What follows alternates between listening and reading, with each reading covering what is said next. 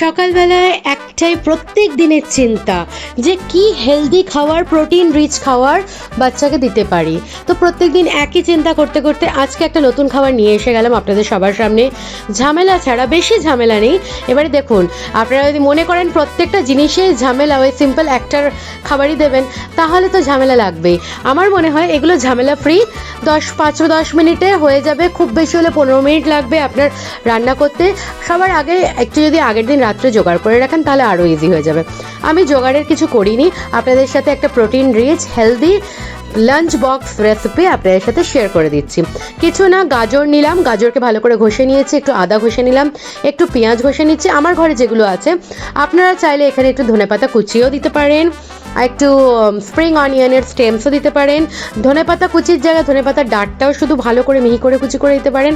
আমার কাছে আর ছিল না, আর তো এরকম ভেজিটেবল ছিল না বলে আমি পেঁয়াজ আর গাজর দিয়ে করেছি। পনির ঘষে নিয়েছি, এরপরে মানে পনিরটাকে বের করে দেখিয়ে দিচ্ছি, তো অতটা পনির আমার লাগবে না। পনির ঘষে নেব, তার মধ্যে বাচ্চাদের পছন্দ আর একটা খুব ভালো খাবার, সেটা হচ্ছে চিজ একটুখানি ওখানে ঘষে দেবো, বাস। আর কিছু ঘরেরই নানান রকমের মশলা দিয়ে দেবো।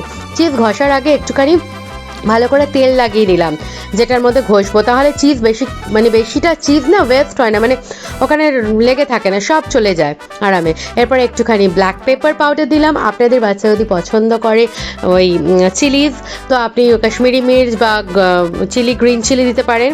আর এখানে দিয়ে দিচ্ছি আমি ভাজা মশলা, এটা বাটার নয়, এটা ভাজা মশলা বানিয়ে রেখেছি, জিরে, ধনে, মৌরি আর অল্প একটুখানি শুকনো লঙ্কা দিয়ে, বাস ওটা দিয়েছি। একটু মিল্ক পাউডার দিলাম আর একটু ব্ল্যাক পেপার দিয়েছি বললাম, আপনারা চিলি ফ্লেক্সও দিতে পারেন।